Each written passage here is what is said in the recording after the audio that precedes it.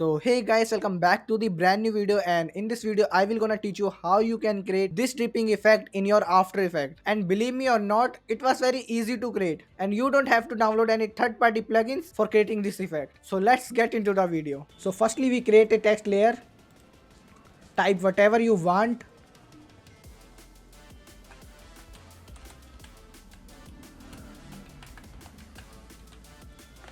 Just increase your text size so we can easily make this animation, and after this simply apply a effect called CC smear,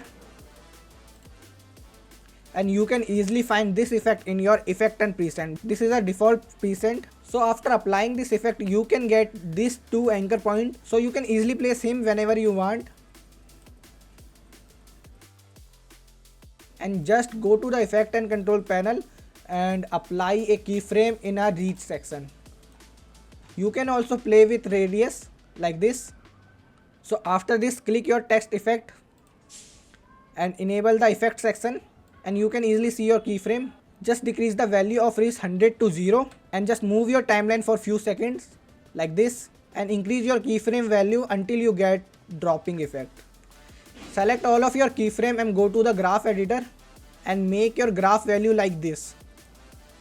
Just use 2-3 more dripping effects so you can achieve a perfect dripping effect in your text layer. So after applying 2-3 more dripping effects, your text layer gonna look like this.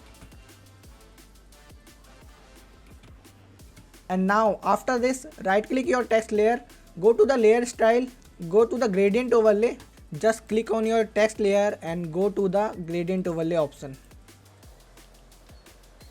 And then click on the edit gradient and change the color of your gradient like this. And add a deep glow in your text layer and decrease the exposure value. So I made some few changes. Firstly, I add a white background so you can easily see the animation that I make. It's gonna look like this. And also you can see here's a bubble effect coming out in our text layer. So for achieving this bubble effect, I simply go to my text layer and go to the layer style and add a bevel and emboss, and simply go to your bevel and emboss and increase the size value. It's depend on your font. So for this font I increase the size value of 25%, and also I play with highlight opacity and shadow opacity.